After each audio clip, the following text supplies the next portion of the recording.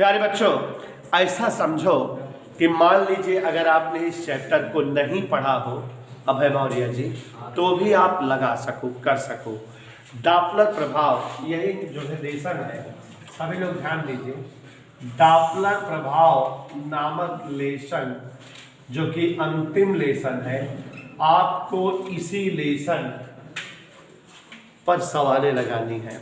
और इस लेसन में केवल 2 सूत्र हैं और इसकी सवाल एग्जाम में पूछता जरूर है। 10-11 प्रश्न बोले हैं, अभी सुस्मी एक तरफ से लगवाते हैं, ठीक है? तो ध्यान से समझिएगा, आ जाएगा। हाँ, यहाँ ध्यान दीजिए, ऐसा समझिए कि सवाल लग जाए। इस तरह से पढ़िए जो चीज़ क्लास में पढ़ा रहे शिवांशु, कि घर पे पढ़ना ना पड़े ना, क्योंकि एग्जाम नजदीक है, थोड़े पढ़ा रही हैं। तो देखो जरा, डॉपलर प्रभाव ध्वनि में होता है और प्रकाश में। तो ध्वनि में डॉपलर प्रभाव का एक अलग सूत्र है और प्रकाश में डॉपलर प्रभाव का एक अलग सूत्र है। तो 2 ही 3 सूत्र हमें पढ़ने हैं। यहाँ देखो जरा, ध्वनि में आभासी आवृत्ति, थोड़ा सा समझ लीजिएगा हमारे साथ। आभासी आवृत्ति एन डैश बराबर N V minus V O बटा वी माइनस वी एस, यही सूत्र है। और v का मतलब ध्वनि का वेग। सवाल में जो ध्वनि का वेग दिया है उसको v की जगह पर लिखिएगा। vo का मतलब श्रोता का वेग, जो सुनता हो उसका वेग। और vs का मतलब स्रोत, जो ध्वनि बनाता हो उसका वेग। एक और बात, उन्हें सर यहाँ कंफ्यूजन दूर कर रहा हूं। ये सूत्र बना है कि स्रोत और श्रोता एक दिशा में है। मतलब ये ऐसे स्रोत है और ये ऐसे श्रोता है, ऐसे। अब अगर कभी सवाल में कह दे कि स्रोत श्रोता से दूर जा रहा है, सवाल में कह दे तो स्रोत तो श्रोता की ओर आ रहा है, उसके लिए सूत्र है ना ये। अगर स्रोत श्रोता से दूर जा रहा है कह रहे, माने इसका मतलब ये इधर जा रहा है। तो जब स्रोत श्रोता से दूर जाता रहे तो वीएस को माइनस में लिखना, माने तब यहाँ चिन्ह प्लस हो जाएगा। और ऐसे देखो, श्रोता जो है स्रोत से दूर जा रहा है, दोनों एक ही डायरेक्शन में मूविंग कर रहे हैं, तभी सूत्र आई है। क्वेश्चन में कह दे कि श्रोता स्रोत की ओर आ रहा हो, श्रोता माने इधर आना रहेगा, तो वीओ वाला चिन्ह जो है बदल देना। समझ में आया? ये दोनों जब एक ही दिशा में मूव करते हैं तब का सूत्र है। चित्र देखो बनाए हैं, इसी से समझना। ध्वनि स्रोत और श्रोता एक ही दिशा में जा रहे हैं। अगर श्रोता इधर आए माने स्रोत की ओर आए तो चिन्ह बदल जाएगा, और ऐसे स्रोत दूर जाए तब बदल जाएगा, ठीक है? और जो नहीं, जो स्थिर रहेगा उसको हटा देंगे सूत्र में। जैसे कह दिया ध्वनि स्रोत स्थिर है, तो माने वीएस हटा देना सूत्र से, वीएस 0 हो गया, ठीक है? इसी सूत्र का प्रयोग करेंगे। प्रकाश में डॉपलर प्रभाव, तो प्रकाश में डॉपलर प्रभाव पर सवाल ही नहीं पूछी जाती, बस जान लीजिए न्यू डैश बराबर न्यू 1 प्लस वी अपान सी 1 माइनस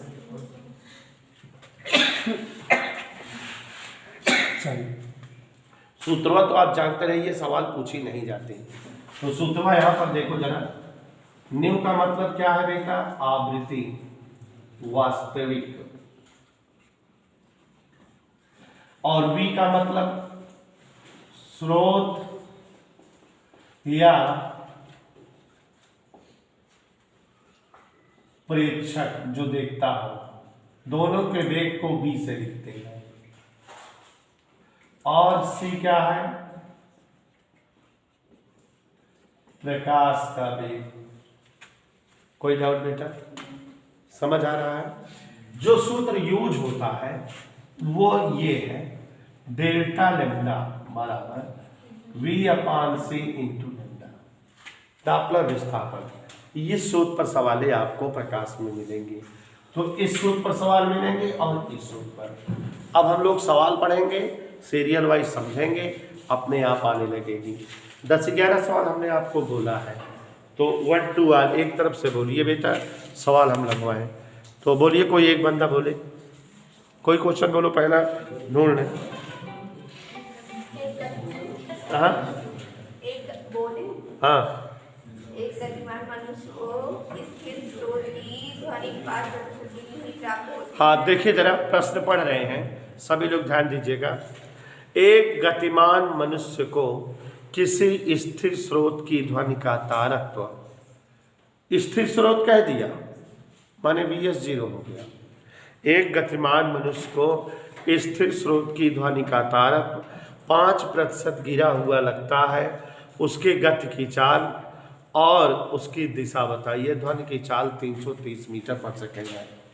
तो ध्यान दीजिएगा उन्हें सब बेटा, ध्वनि की चाल V से लिखी जाती है 330 मीटर पर सेकेंड, उन्हें सब ध्यान देगा। और स्थिर स्रोत स्थिर है, Vs 0 है। एन डैश 5% गिरा हुआ माने 5% कम आवृत्ति प्रतीत होती है। 5 एन बटा 100 रख दो बेटा भाई, वो तख्ते पर रख दो बेटा।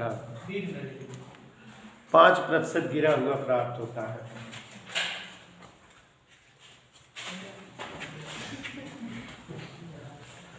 इधर क्लियर बेटा। अब उनेसा जी सूत्र लगाए, अपने आप आंसर आ जाएगा बेटा, कोई डिस्टर्बेंस नहीं होगा। कौन सा सूत्र लगाए? देखो गतिमान कह रहा है, गतिमान मनुष्य माने श्रोता गतिमान है। गतिमान श्रोता को आवृत्ति घटी हुई प्राप्त होती है, इसका मतलब इनके बीच की दूरी बढ़ रही है। ठीक है, तो इनके बीच की दूरी बढ़ रही मतलब ये इसी तरफ जो है श्रोता से विपरीत जा रहे हैं। कौन सा सूत्र लगेगा? एन डैश बराबर एन, दूर जा रहे हैं B minus VO upon V. VS नहीं लिखेंगे, क्यों? क्योंकि वीएस स्थिर है, 0 हो गया। अब इसे भी मान रख दे बेटा, एन डैश की जगह वी माइनस एन से कट गया, तो 5 एकम 5 20 में 100, बी एकम बी बराबर 20 बी माइनस 20 वी। इधर आ गया और वो उधर, 19 बी बराबर 20 बीओ। ठीक है, ये इधर लाए तो 20 बीओ बराबर 19 बी, तो बीओ बराबर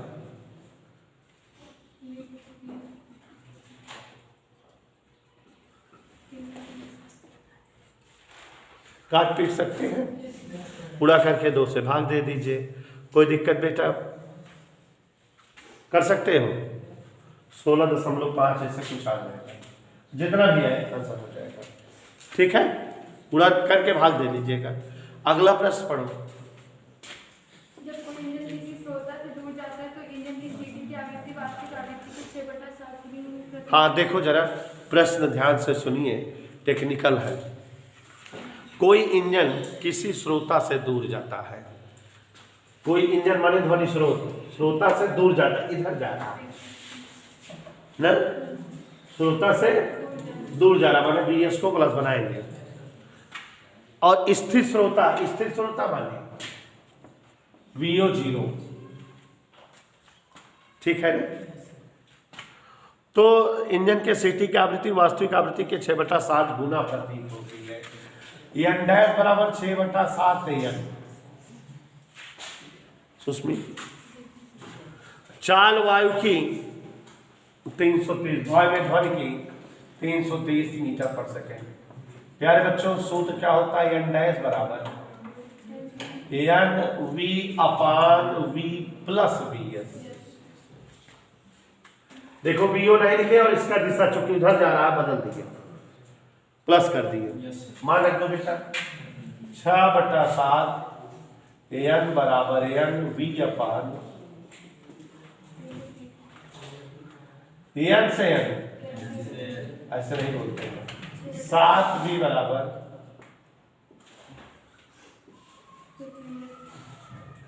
क्या दिक्कत है? 7 बी में भी घट गया अपने को तो BS चाहिए।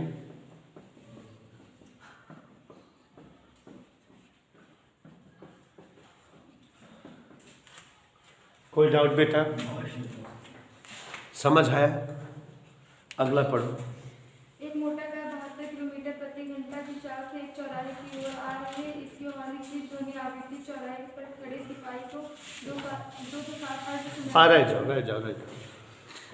ये सवाल टेक्निकल है, इंपॉर्टेंट भी है, बड़ी भी है। ठीक है, पढ़ें।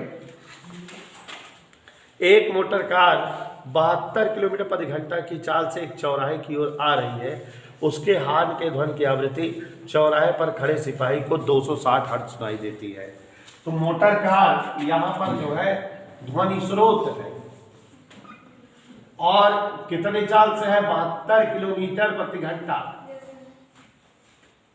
मोटर कार चौराहे की ओर आ रही है, माने मोटर कार ध्वनि स्रोत है और श्रोता की ओर आ रही है। 72 किलोमीटर प्रति घंटा, 1 किलोमीटर प्रति घंटा बराबर 5/18 मीटर पर सेकेंड।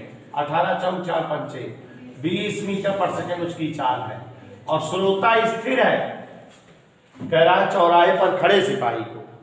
तो सिपाही बेचारा खड़ा है, माने श्रोता इज नॉट चलिंग, VO0। ऐसे समझा ये सवाल मान लाएगी तो? हाँ, ध्यान से देखा। आवृत्ति 260 हर्ट्ज, यही कह रहा है। डैश कितना प्राप्त होती है? आवृत्ति 260 हर्ट्ज मिलती है, उसको सुनाई देती है। वास्तविक आवृत्ति बताओ, चाल 332 मीटर पर सेकेंड है। यही ना बेटा, यह बताना है चाल ध्वनि की 332। अब तो समझ गए सब? समझ गए ना? सूत्र लगा दे, एन डैश बराबर एन, VO मत लिखना, V/V माइनस। मजा आया? आगे बढ़ो। एन डैश की जगह V की जगह VS, तो 260 बराबर n गुणे 332 बटा 332 20 गए। नहीं मानोगे तो n बराबर 260 गुणे, कैलकुलेशन कर लीजिएगा, काट पीट कर लोगे बेटा, 244 आएगा।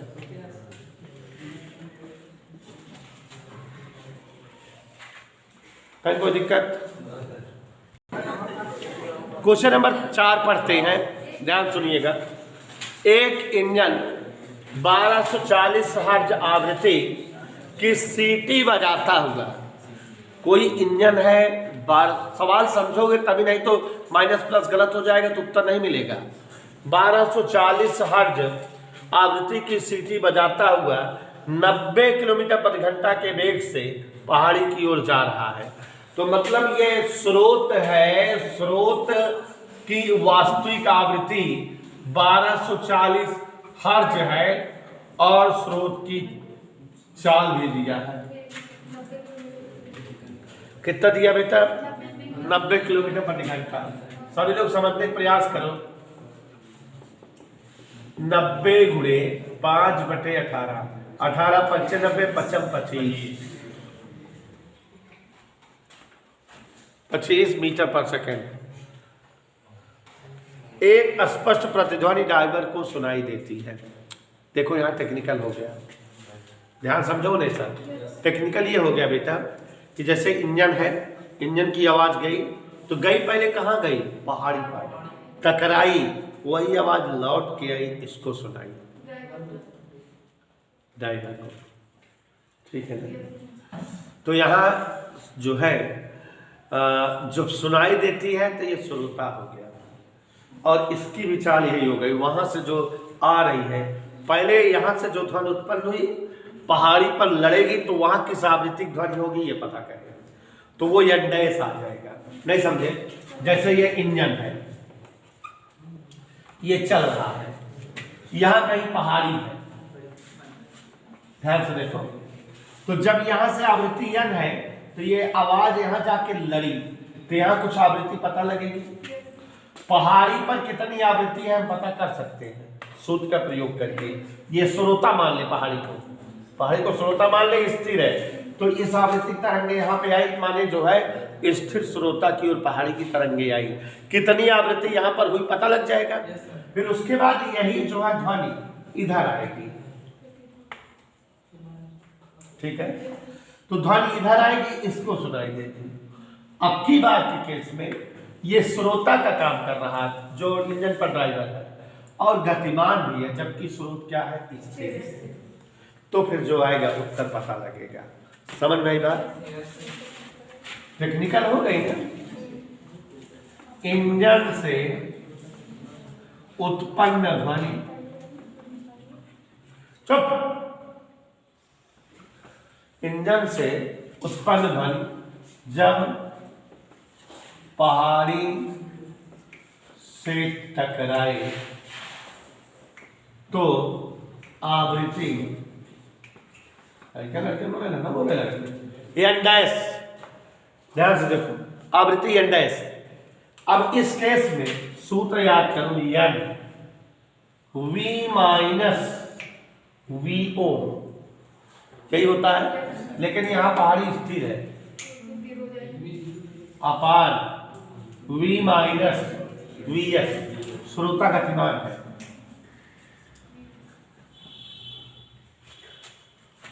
ठीक है, ये उत्तर नहीं होगा। एन माने 1240, V मतलब ध्वनि की चाल 335 मीटर पर 335, हाँ,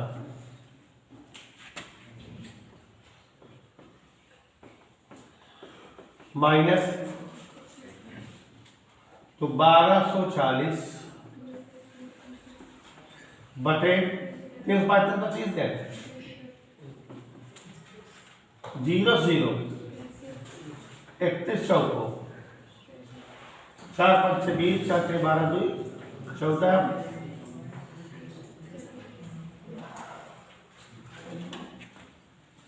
1340, माने अब 1340 हर्ट्ज आवृत्ति तरंगे यहां पर मिलेगी। ये उत्तर नहीं हुआ, यहां से ध्वनि यहां आएगी प्रतिध्वनि हेतु।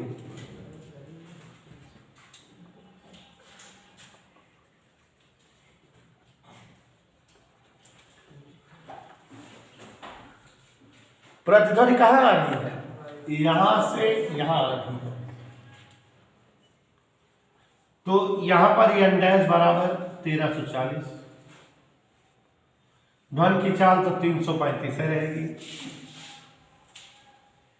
लेकिन यहां ये जो ध्वनि आ रही है यहां पर श्रोता स्थिर है, क्योंकि पहाड़ी यहां ध्वनि स्रोत हो गई है और ये श्रोता गतिमान है, श्रोता स्रोत की ओर गतिमान है। -25 का है, माइनस कर दीजिए, क्योंकि याद करो स्रोत श्रोता दोनों एक ही डायरेक्शन, लेकिन ये उल्टा आ रहा है, ये श्रोता की ओर आ रहा है, ठीक है ना, स्रोत है और ये श्रोता है, ये ऐसे, इसको ऐसे जाना चाहिए था, ऐसे फार्मूले में रखते हैं। क्या होता है वैसा, V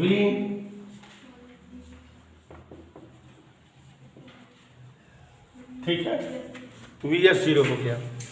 कोई डाउट बेटा, वैल्यू रखें, चलो बात समझ में आ रही है। एन डैश V कितना है, VO कितना है बेटा, अब माइनस यूज हो गया,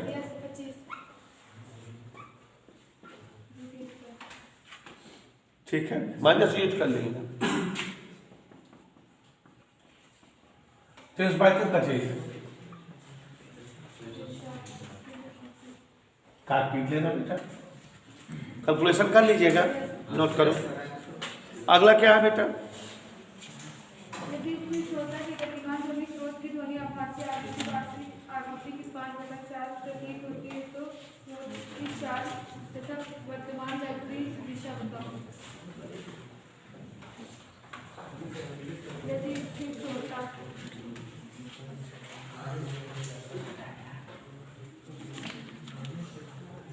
खाना कहाँ बोले।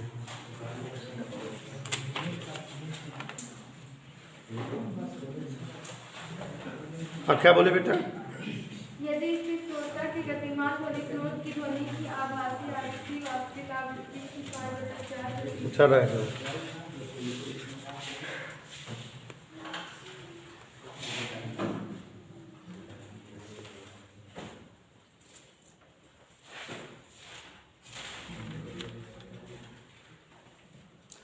लगा लो तब तक इसको।